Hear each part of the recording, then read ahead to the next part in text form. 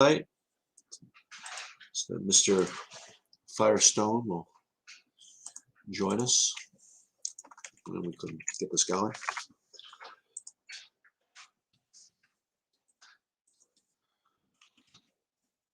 That's butchering the spelling. Okay. And then we'll text him as well.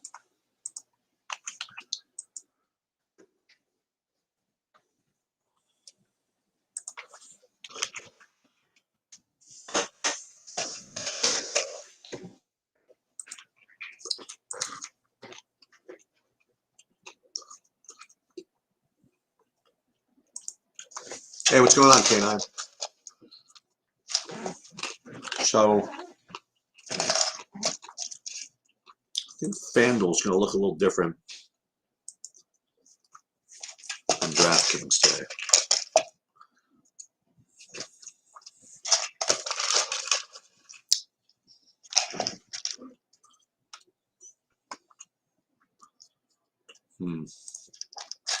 What's up, Sharks?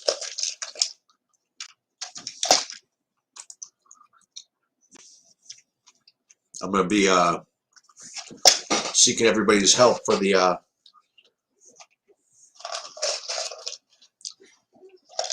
well, I'm getting more Brogdon now. But let's just see. Hey, what's up, Bobby? Hey, what's up, man? I'll let you start right on with the X Factor's first question here. I didn't Since see LeVert out, does that change anything for you? Yeah, I have some Brogdon and some Duarte and some Sabonis. Like I said, highest usage player in basketball is Caris LeVert. Part of the reason people talked about how Sabonis wasn't being used the same way had some to do with LeVert and some to do with Duarte. So you eliminate LeVert from the mix. I think Brogdon's my favorite other one. It's an interesting debate between Brogdon and you'd think naturally, okay, just like off the top of your head, who's got a higher ceiling, Zach LaVine or Malcolm Brogdon? In reality, this season it's been Malcolm Brogdon with the way things are currently constructed. Zach LaVine is still the play I kind of have more of, but I'm not really sure if I want to stick with that or not. I think that they're very close. We have had Brogdon out, so who knows? You need the game probably to stay close for him. He came back at the last game was November 3rd. But we've seen multiple 50s out of him. We know he can control the offense, especially without LeVert. So I kind of find Brogdon to be my preferred play over there. Instead of answering questions, I'd love to just go through what I'm doing, because I think go for it. What happens is, and I'm happy to answer any questions after this. I just want to run through it real quick. What happens is with all this value is it's like it feels right to cram it in, but then you look at the spend ups and everybody's overpriced seemingly, okay? But they're not really overpriced. So what it means is you don't need those, 70 points from one of those guys. The problem is one of them probably does go off for 65 or so like that tonight or somewhere in that range. And maybe just taking the sure points is right. I'm going with also a different approach too. In my main lineup currently, I have Steph Curry in it, just hoping for that ceiling game. Now, his Steph Curry's 11-7, Jimmy Butler's 9,600. And on average, they're basically not that far apart except for Steph's. I mean, Jimmy Butler scores 45 more often than Steph scores 45. But when Steph scores 50 or more, he can get up to 85 like he did, or 86 like he did last time. So you have like guys 2K cheaper than other guys who probably average out almost the same, like really close to the same. But it's also going to keep people off Curry, and then you've got the ceiling. I think we're going to see a different lineup. I have a theory that Denver is going to end up starting Bol, who is currently not even projected to play a minute. But I will bet you they start him or they play him at least some minutes. My issue with Denver is I think unless if you're getting to 4 or more Denver Nuggets, you should be running it back with somebody on the other side. That's maybe even 3 or more. That's where I'm at. But I'm not going to budge from this Cade Cunningham thing. I think this is like literally legitimately 50 fantasy point upside. So I really want to play Cade Cunningham, and I also want to play the guys. I want to play Rubio even at chalk. By the way, we don't have 100%. We're not 100% sure that Rubio's even going to start. He probably will, but he will lose some minutes to Okoro, or somebody's going to lose minutes to Okoro. More likely Dean Wade. But there's a little bit, of reasons to maybe not completely lock him in, because that was my initial thought. But he is going to be in my main lineup. I also love Jared Allen in that game, which I mentioned before. But I think you can look at you shouldn't look at Steph as 11-7. Like, you should look at it, can he go off? Because it really doesn't matter. I mean, if you get the value right, and my natural instinct is to play in my main lineup, to play Barton and Gordon, and then potentially JaMychal Green. There's a chance neither Green starts here, and there's a chance they get there, but it will lower the ownership a little bit on them.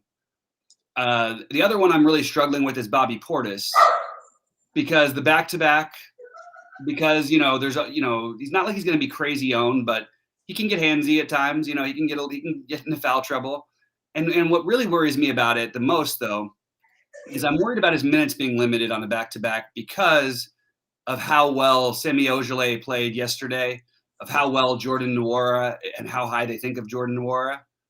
But, you'd think those guys would also be spelling Giannis, and they'll play some with Portis.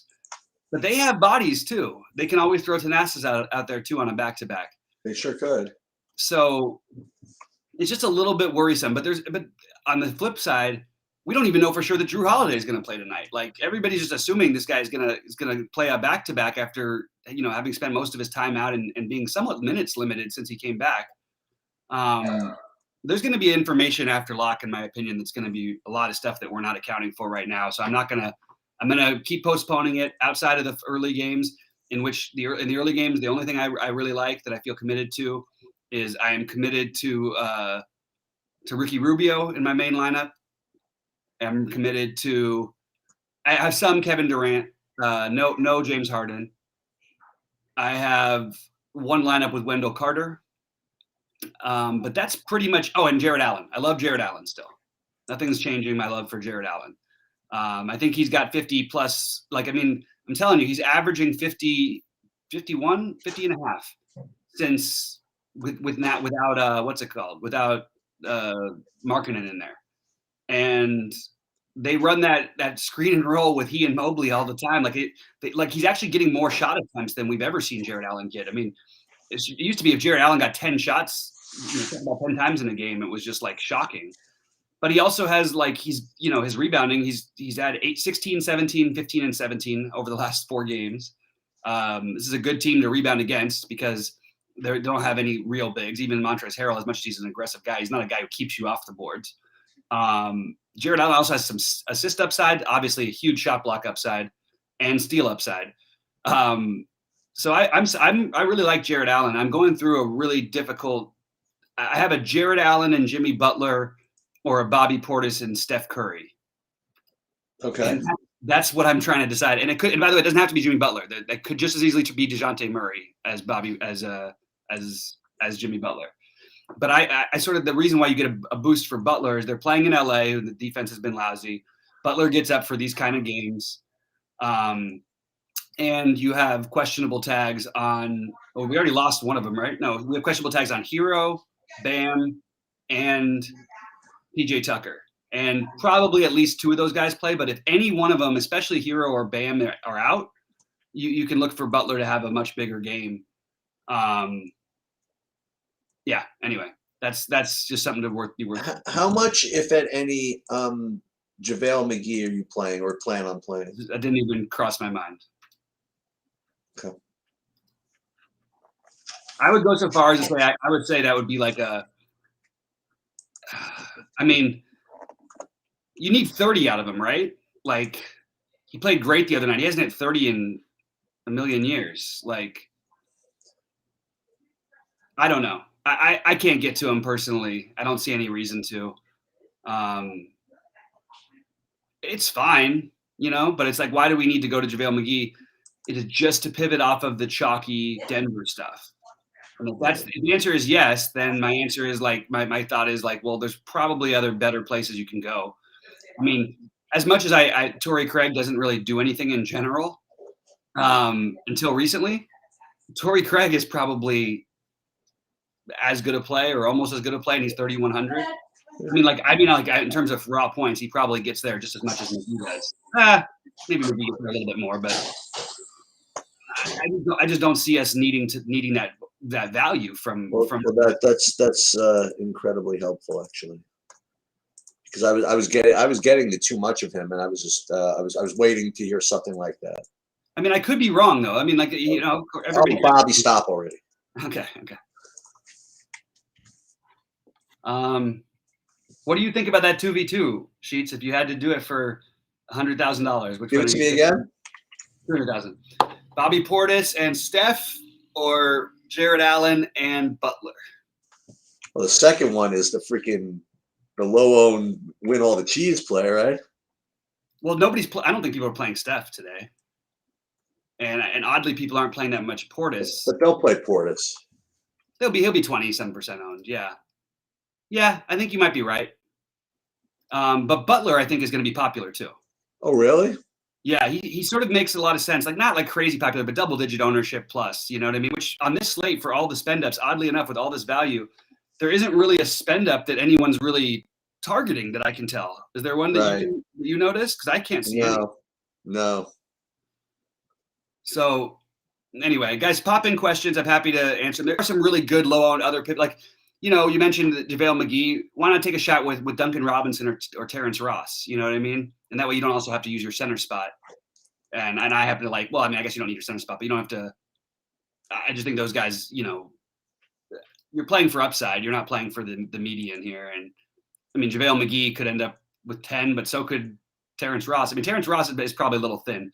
But I do think Duncan Robinson is. I have a similar play to McGee. If you don't like McGee, do you like any Drew Eubanks? Or same thing? Not especially, because they're trying to play smaller, and when the teams have played small, we haven't seen the minutes out of Eubanks the way we would like. In general, that's a play I would have been more inclined to go with than McGee, because Eubanks doesn't get looked at very much, and probably, has a much, as he proved in his last game, has a higher ceiling, realistic ceiling. But I'm not getting to him. Okay. All right, I'm gonna take a look and see if there's any questions in here, because I'm probably gonna go around 3 or 640 or so. I might not even make it that far, but I think 630 or something. Yeah, that's fine. What's up, Canine Bronco? Rubio out? What? Oh, wait. Don't say Rubio out unless he. Okay, not starting. That's a big difference. I had a feeling that might happen. My inclination would be to still play Rubio. I don't like that at all. Well, I'll tell you why I like it. Because they want. You know why they're doing it? They're doing it to keep the rotation the same with him coming off the bench and playing and staggering a little bit of his and Garland's minutes, even though they're going to play together. And I'd be very surprised if he doesn't close. I mean, he's been playing 30-plus minutes in some of the games where we've had Garland and Sexton. Right. But Ricky Rubio is going to drop down now in ownership, and maybe gives us another little bit of a leg up that we can take advantage of. What time does his game start? Rubio was the first ones. Mm-hmm. 7. Mm-hmm. I don't have that. There I got the list. Yeah, they started Okoro. Yeah, I don't think that means Rubio's not going to play a ton of minutes. But sure, pause for concern. I mean, he is coming off a game that he can't really ever replicate. I've never seen Ricky Rubio score 37 points in a game before. No. But he can getting 35 fantasy points, I don't feel like should be all that difficult for him here. I'd rather it be Garland who's out and not and maybe instead of Sexton. And by the way, Garland is completely in play. Look at the starting lineup for them. They have literally, other than he and Mobley, they don't really have any offensive creators. So it feels kind of weird to play him because you don't have the game log that you really want. But I do kind of like that. Right. See if there's any other takes on this not Sexton thing, this Rubio thing. Yeah, it's true. He didn't start the last game. Good point, Steve. They cut 2 minutes in his projection. I mean, What's that? 2 points? Little, yeah, about that. I mean, it means something. Means something. It might be better off overall for him. It is weird though, because he's more of a natural fit alongside Sexton than he is alongside Garland. Because Sexton has a little bit more of a one in him than Sexton. I mean, Garland does a little more of a one in him than Sexton does. Dude, what's the guy got to do to start? If he didn't. No, but that's the thing though. They're a good team, and they're trying to keep the guys in the same place. You know what I mean? Right. Like if Will Barton had been playing 6-man this year like he used to, my guess is they probably still wouldn't start him tonight, and they just bring him in after 3 or 4 minutes. So what? What are you, 30 minutes? 31 minutes? Yeah, that feels right. That feels right. I mean, I think there's a downside of 27 or 28. Right. Still probably going to be a good value play even then. But it certainly makes him not a lock.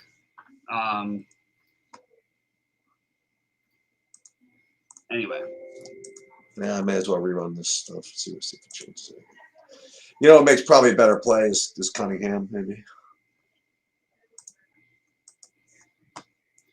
Sharks asked if I liked on DK Sacramento, or if we like on DK Sacramento and San Antonio game, and it would be Barnes and Murray. I like that game a lot. I don't know exactly how to get pieces of it other than Barnes and Murray. Those are the guys I would go with. And by the way, on Eubanks is on FanDuel cheaper, which I wasn't paying attention. Let me just double check what his price is on FanDuel.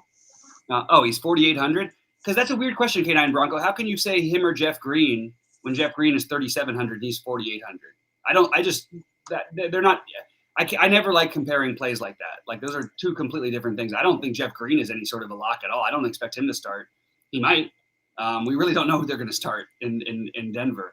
And as long as Bol doesn't have a projection on most sites, I mean, Bol could not only play but could have a big game. Like, I mean, and he might start and play like 10 minutes. Like, any of these things are within the realm of possibility.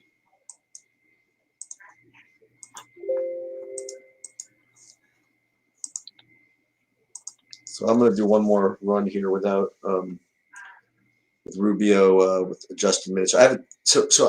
It's giving me basically I'm seeing the adjustment down. I think to 31 minutes. I think. Yeah. To answer Steve's question, if I at all the same price on DK, can we rank Rubio, Cade, and Gordon? I have all three in my main lineup. How about that? So for me, it's Cade, and that's partially due to ownership. Unfortunately, now Brandon Ingram was just ruled out too, by the way. I have a little Giannis on FanDuel. Yeah, absolutely. Although I really like Tatum tonight, and I'm using him on DraftKings too.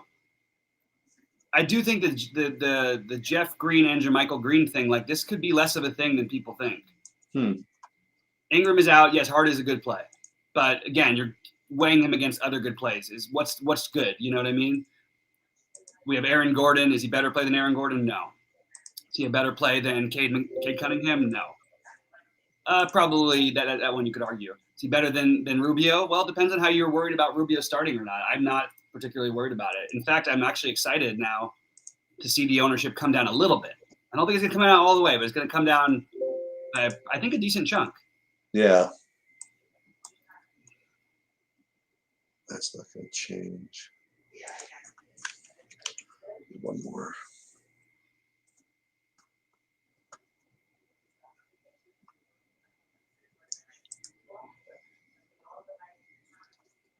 I have one more bad center play for you. Do you like any Robert Williams? I just don't see what the point of that is. Okay. He's fine, but like even when he plays well and stuff, like he's getting like 25 fantasy points. Now he's got upside for sure in general, but pretty much terrible matchup for him. I would just is Horford out or in? In. Okay. These are the things I think about with Robert Williams. Yeah, I know. I don't. Yeah. mean, Robert Williams, it's just one of those guys who could always. Same with Mitch Robinson. If you want to play a cheap center, I would lean much more towards playing Mitch Rob than I would playing JaVale McGee. Like Mitch Rob is 300, and he can put up like 35. The only problem is you're going to have Taj Gibson minutes no matter what happens. So Right. You never know what's going to happen with that. He loves him. RJ Barrett versus, is that a real question? RJ Barrett versus, what's his name? Will Barton. Yeah, it's Will Barton. But RJ Barrett plays so many minutes that he probably has enough upside, but that's a long shot tournament play, or just a reasonable shot tournament play, I would say, with Barrett. Whereas Barton is like, things really have to go badly for him to bust and for them to be competitive. And I saw him last night, by the way, RJ Barrett. Oh, he was at the game. He was there because Duke, right? Yep. Yeah, nice. Cool. What did you think of the games? It's pretty good. They were good. They're all 14s were not bad. Yeah. I thought it was. I poked. I wasn't going to watch any, but I just there wasn't enough good NBA stuff going on, so I had to poke over there. How do you rate the Denver? You definitely need the starting lineup, but I'll do it for what I've got right now. The guys from Denver who are going to be in almost every lineup of mine are Barton and Gordon, because they're going to need somebody to create and score points. After that, you get into a whole mishmash of you don't even know who's starting other than Monty Morris probably. Like PJ Dozier may start, Bones Highland could start. Austin Rivers could start. Facundo Campazzo could start alongside the backcourt. So could Bol. And when you say all these names, it makes you start feeling like, maybe not so much of the Denver stuff makes as much sense. I mean, I don't even know. Like Will Barton could just have a dud of a game, I guess. But he's so active. It's really hard for me to see him just doing nothing, you know? Yeah. Aaron Gordon too, you know? Aaron Gordon, yeah, but he's less active, but he can be more of an initiator here. Right. He could play. They could put him. They didn't need size. They could put him at point guard. No, in all fairness, that's true. By the way, 100%. He's done that. And then you might see Bol out there, who also is, remember he was the point guard for them when they ran the 7-footers out there. That was right. Crazy. This Bol thing may be a speculation completely on my part, and it is speculation. Hey, whatever. This is a guy who's not projecting for any minutes on any site that I can find, and I looked at 2 of them. I just looked at Dude, you know how it's going to be. It's going to be 30% in the single inch. Bol? Yeah. You mean in the 1500? Yeah. Yeah, exactly. That's what I meant. Same thing, I guess, the single entry, but it only depends on whether or not he's starting. If he's not starting, no one's going to play him. Right. But then again, I don't think I would be the one playing him either. I mean, it's weird to play against that size front line, and if you've got a guy like that, if he can play any minutes, we're going to need to wait to see. So I'm just trying to go first game, one game at a time, first slate, or one cutoff at a time. And the first one is the Cavs and the Magic game. And then I want to start looking at stuff. Even though Kevin Porter Jr. is playing tonight, I do have the hero lineup of trying to play the Cade versus Jalen Green in the rookie shootout kind of a thing, the number 1 draft. I like that on FanDuel especially. The pricing makes some sense, but there's so many good plays at shooting guard, you kind of have to forego them. But I love Cade Cunningham. I mean, I'm going to live and die on it. It's not like I'm going to die on it ever, really. Like, he's going to have some dud games and score 25 or 30 fantasy points, and then he's going to have games where he scores 55. Right. He's really, really good. And who's going to take all the shots from him? Sadiq Bey looks pretty good in general, but I guess Jeremy Grant is the one everyone's trending with. And I'll bet you right now, this sounds like a thin, so I bet I would take Cade Cunningham if someone gave me a 2-to-1 on who scores more fantasy points between Jeremy Grant and Cade Cunningham. I think Cade Cunningham scores more fantasy points tonight. Yeah, he's still waiting for that that breakout game. I mean, that real breakout game where he makes stuff. Yeah. Mulan asks Cade or Rubio in the DK GPP. Both is my answer. Rubio would have the slight edge, I guess. I like Cade tonight. Rubio would have slight edge. Wood could do very well against. I like Wood, but so Wood fits into a whole range of guys who I just like. You know what I mean? The difference Yeah. with Wood is you're getting no safety whatsoever. He's volatile. So if you're going to talk about everybody in that range, absolutely Christian Wood. But you know, why wouldn't you rather play Valanciunas, especially with Brandon Ingram out? Right. You know, that's just it's a better natural play. Why wouldn't you rather play maybe Shai Gilgeous-Alexander, by the way, who is probably going to play in a competitive game against the team that plays one of the fastest and least defense in the NBA at 8,900. Right. You know, there's a lot of other guys. Then you could jump up a tiny bit and get Butler or Murray, or you could drop down a tiny bit, and actually you have to drop down a little bit before I like anybody else, probably down to the 8K range. All right, so I definitely want to. My plan was to try to fade Rubio and my other stuff because I had so much of him in my main stuff. Now I probably want to get a little bit ahead on Rubio. I'd like to get a better feel for where his ownership would be, and I'm sure that's going to take a little bit longer to update. Yeah. I still think it's going to be somewhat high. It's going to be high. But it's not. I think there was a chance it was going to be like 75% in the big buy-in, and Okay. I think now it might be more like 35 to 45%. That sounds about right. Although in the big buy-in, people are pretty clever. I can't remember who it was the night before last, but there was somebody I had that was like 30% in the big buy. Oh no, it might have been the Jared Allen night where he was 36% in the big one and 7% in the other one. I was like, what the hell, man?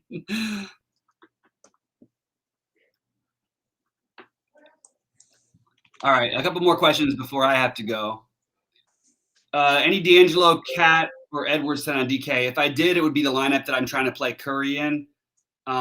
They're all fine. D'Angelo probably my least favorite. He's a terrible basketball player, but he's probably, you know, he'll shoot. And Cat and Edwards, the more I watch that team, I just hate the way they run everything. But it's not the coach. Like, it's been like this for years. Like, they just don't play team basketball. There's no ball movement. Everything's ISO one-on-one. Yeah, Cat could smash here. So could Edwards. So could Russell. But it feels like we're just guessing. So I'm going to take the guys who are taking the most shots. And to me, that might end up being D'Angelo Russell tonight. Brogdon versus LaVine. That's a great question. That's a good question. That's what I started. Well, it's got to be Brogdon because of the correlation with the other guys, right? Depends on how many Denver Nuggets you're playing. Okay. So if you're playing 4, it's Brogdon. If you're playing 3, it becomes a conversation. Okay. I don't like Miles Turner, but playing Miles Turner on a big slate is fine. It's great because you usually get low ownership.